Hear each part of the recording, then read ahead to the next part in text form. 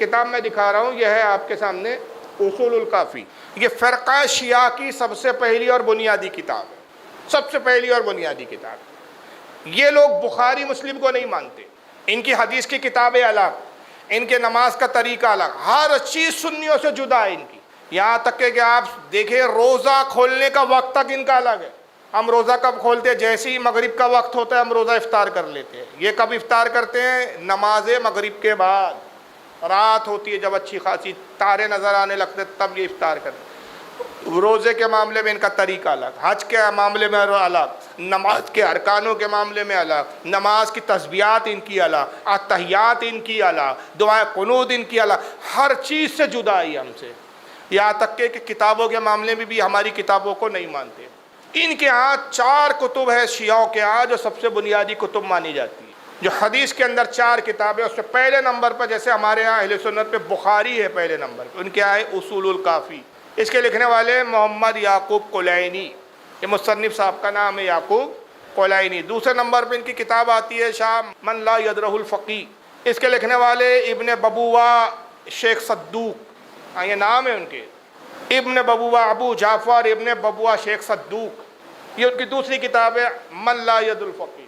تیسری کتاب ہے ان کی الاستفسار، ابو حسن طرطوسی یہ لکھنے والا اس کا کتاب ہے۔ اور چوتھے نمبر پر اسی کی کتاب آتی ہے تہذیب الاحکام، اس کو کہتے ہیں یہ کتب عربہ۔ ہمارے ہاں سیاہ ستہ، سیاہ یعنی صحیح، صحیح کی جمع سیاہ، ستہ یعنی 6 صحیح کتابیں، اور ان کے یہاں ہے کتب عربہ یعنی 4 صحیح کتب۔ اور ایک 5ویں آتی ان کے نہج البلاغہ، جس کو یہ معاذ اللہ کہتے ہیں کہ علی کے خطبات ہیں، لیکن حدیث میں 4 ہے۔ اصول کافی ان کی پہلی اور بنیادی کتاب ہے۔ آئیے اس کے اندر یعقوب کلینی صاحب کیا نقل کرتے ہیں۔ اصول الکافی جلد نمبر اس کی 2 ہے، میں نے آپ کے سامنے دکھائی۔ باب کا نام ہے فیما عطا اللہ عز وجل آدم علیہ السلام وقت التوبہ۔ ترجمہ یہ ہے کہ اللہ نے آدم کو توبہ کا موقع دیا۔ اچھا، اس کے بارے میں ایک بڑی عجیب بات گڑھی انہوں نے، کہتے کہ اللہ نے تمام لوگوں کی روحوں کو جمع کیا، اس میں تمام انبیاء کی بھی روحوں کو جمع کیا، اور ہر نبی سے کہا، آدم سے لے کر عیسیٰ تک، بلکہ معاذ اللہ نبی تک یہ کہا گیا کہ علی کی ولایت پر ایمان لاؤ۔ نبیوں سے بھی افضل علی کو مانتے، اور اب تو افضلیت کا بھی مسئلہ ختم ہو گیا، اب تو علی کو خدا ثابت کرنے میں لگے ہوئے ہیں ان کے سارے مولوی کہ علی ہی خدا ہے۔ 50 ویڈیو میں نے اپنی تقریروں میں دکھائے بھی ہے، میری جو تقریر سنتے ہیں انہوں نے سنا بھی ہوگا۔ تو بہرحال میں تو ان کو اب کہتا ہوں کہ تم اب غلط مسئلے پہ لڑ رہے ہو ہم سے۔ تم کہتے ہو کہ علی پہلے خلیفہ ابو بکر نے خلافت چھین لی، میں نے کہا مسئلہ ہی غلط ہے۔ اب تم خلافت کے لیے مت لڑو، خدائی کے لیے لڑو۔ علی تم تب خدا تک پہنچ گئے تو خلافت کون سی چیز رہ گئی بھائی؟ اللہ کوئی خلیفہ ہوتا ہے کسی کا؟ اللہ کے خلیفہ ہو سکتے، اللہ کسی کا خلیفہ نہیں ہو سکتا۔ تو تمہارے نزدیک تو اب علی ہی خدا ہے بھائی، تو تم خدائی کے لیے لڑو نا، تم کہاں خاموں کا خلافت کے لیے لڑ رہے ہو؟ تو اب کہتے سارے انبیاء کی روحوں کو جمع کیا اللہ نے اور کہا علی کی ولایت پر ایمان لاؤ۔ تو سارے نبیوں نے علی کی ولایت کا کلمہ پڑھ لیا، آدم نے انکار کر دیا، اور آدم نے کہا میں تو علی کا باپ ہوں، سارے انبیاء، سارے اولاد آدم جو ہے وہ مجھ سے پیدا ہوں گی، میں سب کا باپ ہوں، تو میں علی کی برتری کیوں مانوں؟ اس جرم کی بنیاد سے اللہ نے آدم کو زمین پر اتارا، جنت سے نکل جاؤ۔ تو جنت سے اس لیے نہیں نکالے گئے کہ صاحب وہ شجر اور درخت سے کچھ کھا لیا تھا۔ اب کچھ شیعوں سے میری بات بھی ہوئی اس تعلق سے، میں نے کہا وہی قرآن کے خلاف نہیں ہے یہ آپ کی روایت، یہ حدیث، کہ قرآن تو یہ کہتا ہے وَلَا تَقْرَبَا هَذِهِ الشَّجَرَةَ فَتَكُونَ مِنَ الظَّالِمِينَ۔ اللہ نے کہا ہے آدم جنت کی ہر چیز کھانا مگر اس درخت کے قریب مت جانا، ورنہ تم اب خلاف اولا، بہتر کے خلاف کرنے والوں میں سے ہو جاؤ۔ تو میں نے کہا قرآن نے تو ذکر ہے کہ بھئی درخت سے نہ کھانا، اور درخت سے آدم نے کھا لیا۔ اب درخت کس چیز کا تھا اس پر علماء کا اختلاف ہے، لیکن اجماع زیادہ اس پر ہے، جمہور کا اتفاق اس پر ہے کہ وہ درخت گیہوں کا تھا، گندم جس کو کہتے ہیں، گندم کا تھا وہ، اس سے کچھ دانے کھا لیے تھے آدم نے، اس بنیاد پر زمین پر آئے۔ کہتے نہیں صاحب وہ شجر سے مراد جو درخت نہیں ہے وہ اہل بیت اطہار کا شجرہ ہے۔ تو اللہ نے آدم سے کہا کہ اہل بیت یہ جو 12 امام ہیں ان کے برابر اپنے آپ کو تصور بھی مت کرنا، ان کے مرتبے کے قریب جانے کی کوشش بھی مت کرنا، ورنہ اپنے آپ پر ظلم کرنے والوں سے ہو جاؤں گے۔ اور آدم نے کہا کہ میں ان 12 سے افضل ہوں کیونکہ یہ میری اولاد ہے، میں ان کا باپ ہوں، اس بنیاد پر زمین پر آ گیا۔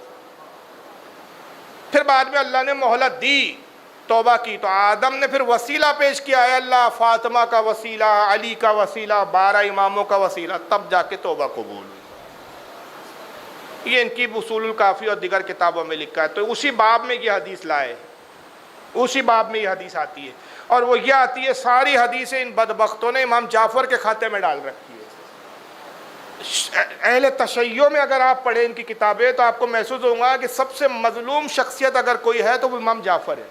کربلا میں تو امام حسین پر ایک ہی دن ظلم ہوا، یہ تو صدیوں سے امام جعفر پہ ظلم کرتے آ رہے ہیں کہ ہر ایری گیری نتھو خیری باتیں وہ امام جعفر کے کھاتے میں ڈالتے۔ کس نے بیان کیا؟ امام جعفر نے بیان کیا۔ کس نے بیان کیا؟ امام جعفر نے بیان کیا، جبکہ خدا کی قسم امام جعفر کا دامن ان چیزوں سے پاک ہے۔ امام جعفر کی تعلیم نہیں، ان کی حقیقی تعلیم وہی ہے جو امام اعظم کے، کیوں؟ امام اعظم ان کے شاگرد ہے، جو کچھ استاد کا علم ہوتا ہے وہ شاگرد میں ہی منتقل ہوتا ہے۔ تو اس لیے امام جعفر کا وہی عقیدہ جو امام ابو حنیفہ کا عقیدہ ہے۔ اب بہرحال امام جعفر کے کھاتے میں کہ وہ کہتے ہیں کہ ان الناس ارتدوا بعد رسول اللہ صلی اللہ علیہ وسلم الا نفرا یسیرا۔ امام جعفر کہتے ہیں کہ جیسے ہی رسول اللہ کا انتقال ہوا بس تھوڑے لوگ تھے جو ایمان پر رہے، باقی سب کے سب مرتد ہو گئے، ایمان سے پھر گئے، سب کے سب ایمان سے کیا ہو گئے؟ پھر گئے۔ اب آئیے کہ اسی کی یعقوب کلینی کی ایک دوسری کتاب ہے فروع الکافی، اور اسی میں ایک دوسرا حصہ اس کا جس کا نام ہے روضۃ الکافی، اسی کے اندر۔ اب روضۃ الکافی کے اندر کیا لکھا ہے آئیے ذرا وہ دیکھتے چلیے۔ اس کے اندر نعوذ باللہ کتنی بڑی توہین کی گئی ہے۔ روضۃ الکافی باب الناس بعد النبی صلی اللہ علیہ وسلم اہل ردۃ الا ثلاثہ، جلد نمبر 8 ہے اس کی، صفحہ نمبر 245۔ ان کے بقول، ہم تو اس کو حدیث بھی نہیں کہتے، حدیث کہنا حدیث کی توہین ہے، لیکن بقول ان کے 241 نمبر کی حدیث ہے، اور یہی رجال کشی ان کی کتاب ہے جس کا لکھنے والا محمد بن عمر بن عبدالعزیز الکشی ہے، اس نے بھی اپنی کتاب رجال الکشی صفحہ نمبر 14 پہ لکھا ہے۔ حنان عن ابیہ، حنان راوی جو ہے وہ اپنے باپ سے روایت کرتا ہے، عن ابی جعفر علیہ السلام، اور وہ حضرت امام جعفر علیہ السلام، ابی جعفر یعنی امام باقر سے روایت کرتا ہے۔ قال کان الناس اہل ردۃ بعد النبی صلی اللہ علیہ وسلم الا ثلاثہ، امام باقر نے فرمایا کہ جیسی رسول اللہ کا انتقال ہو گیا تو سب ایمان سے پھر گئے سوائے 3 لوگوں کے، صرف 3 ایمان والے بچے۔ بتائیے کتنا قلیل، کتنا چھوٹا سا اسلام ہے ان کا۔ جبکہ اہل سنت کی روایتیں بتاتی ہے کہ آقا صلی اللہ علیہ وسلم کے دور رسالت میں، ظاہری دور میں، سرکار کا جب وصال ہوا تو مدینے کی کل آبادی تقریباً 1,40,000 کی، صرف مدینے کی آبادی، اطراف میں پھر اور لوگ تھے۔ کل 2,60,000 صحابہ اکرام بتائے علماء نے ایک انداز سے، لیکن 2,60,000 صحابہ ایمان سے پھر گئے، 3 ہی لوگ ایمان پر رہے، 3 بچے۔ اب آگے آئیے روایت سنیے۔ فَقُلْتُ مِنَ الصَّلَاةِ، راوی کہتا ہے کہ میں نے امام باقر سے پوچھا کہ وہ 3 کون تھے جو ایمان پر رہے، وہ 3 کون ہیں؟ فقال المقداد ابن الاسود و ابو ذر الغفاری و سلمان الفارسی، کہا وہ 3 جو ہے وہ حضرت مقداد بن اسود تھے، ابو ذر غفاری تھے، سلمان فارسی تھے، بس یہ 3 ہی لوگ رہے، باقی سب کے سب ان 3 کے علاوہ ایمان سے۔ اب یہ بھول گئے کہ 3 ہی رہے، تو امام حسن بھی تھے، ان کا کیا ہوا؟ امام حسین تھے، ان کا کیا ہوا؟ پھر حضرت عمار کو لے کے تو بڑا سینہ پیٹتے ہو بھائی، امیر معاویہ کی ساری جنگ کا مدار عمار یاسر پہ رکھا ہوا ہے کہ باغی گروہ قتل کرے گا، عمار کو مارنے والے امیر معاویہ کا گروہ ہے، تو عمار بھی نہیں ہے فہرست میں بھائی صاحب۔ عباس حضور کے چچا نہیں ہے، حضور کے چچا زاد بھائی عبداللہ ابن عباس نہیں ہے، حضرت میثم نہیں ہے حضور کے چچا زاد بھائی، چلو سب کو چھوڑو بھائی، خود علی کے سگے بھائی حضرت عقیل نہیں ہے اس کے اندر۔ تو کتنا چھوٹا اسلام ہے کہ 3 ہی ایمان پر بچے صاحب، باقی سب کے سب معاذ اللہ مرتد ہو گئے۔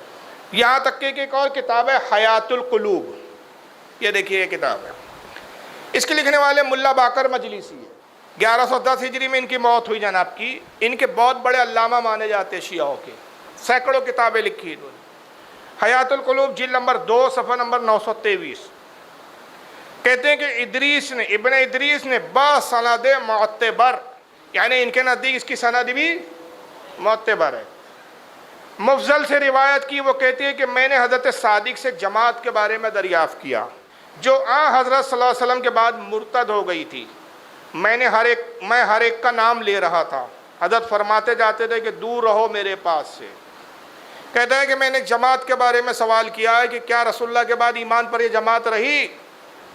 تو جب میں ان میں سے ایک کا نام لیتا، حضرت فلاں ابن فلاں کے بارے میں کیا ہے، تو امام کہتے دور کرو یار اس کو، مطلب وہ کیا تھا؟ کافر تھا، اس کا ذکر ہمارے سامنے مت کرو۔ فلاں بھائی فلاں کے بارے میں کیا ہے، تو امام جعفر کہتے ہیں دور رہو، دور رہو، دور رکھو اس کو، مطلب وہ مومن نہیں تھا۔ کہتے ہیں کہ میں نے حذیفہ بن مسعود کا نام لیا، حضرت نے ہر ایک کے بارے میں یوں ہی فرمایا، پھر فرمایا کہ اگر ان لوگوں کو معلوم کرنا چاہتے ہو جن کے دلوں میں مطلق شک داخل نہیں ہوا تو وہ ابو ذر، مقداد اور سلمان تھے، وہ تین ہی لوگ تھے۔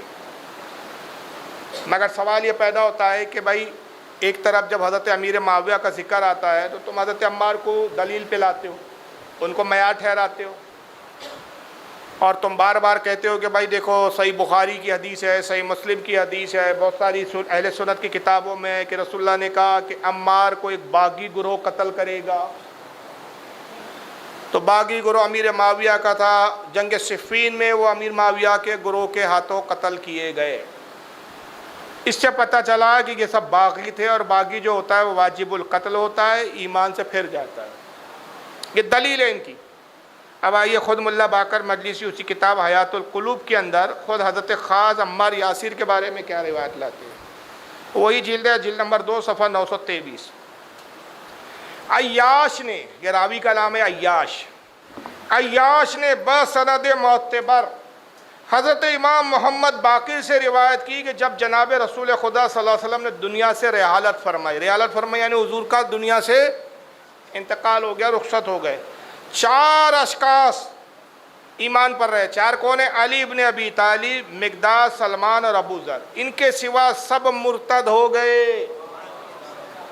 علی بچے، مقداد بچے، سلمان فارسی بچے اور ابو ذر بچے، 4 کے علاوہ سب کے سب۔ امام حسن امام حسین کا ذکر نہیں ہے اس میں، سیدہ فاطمہ کا خود ذکر نہیں ہے۔ حضور کا انتقال ہوا، 4 بچے، باقی سب ایمان سے پھر گئے۔ اب آگے سنیے، راوی نے پوچھا کہ عمار کے بارے میں کیا ارشاد ہے؟ عمار کہاں تھے بھائی؟ وہ مومن رہے کہ وہ بھی مرتد ہو گئے؟ حضرت نے فرمایا اگر ان کی پوچھتے ہو جن کے دلوں میں مطلق شک داخل نہیں ہوا تو وہ یہی 3 تھے، ان کے علاوہ کوئی نہیں تھا۔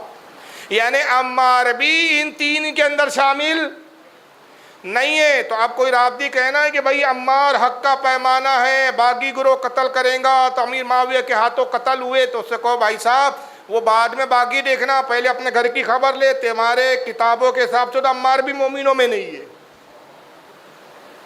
تو پہلے تو تم اپنے گھر کی خبر لو۔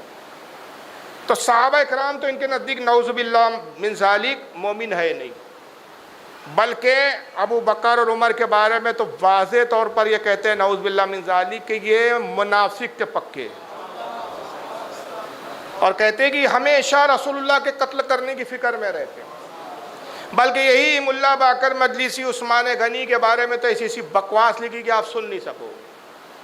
کبھی کہتے ہیں نبی کی صرف ایک ہی بیٹی تھی، عثمان کے نکاح میں جو 2 بیٹی آئی وہ نبی کی بیٹی کی نہیں تھی۔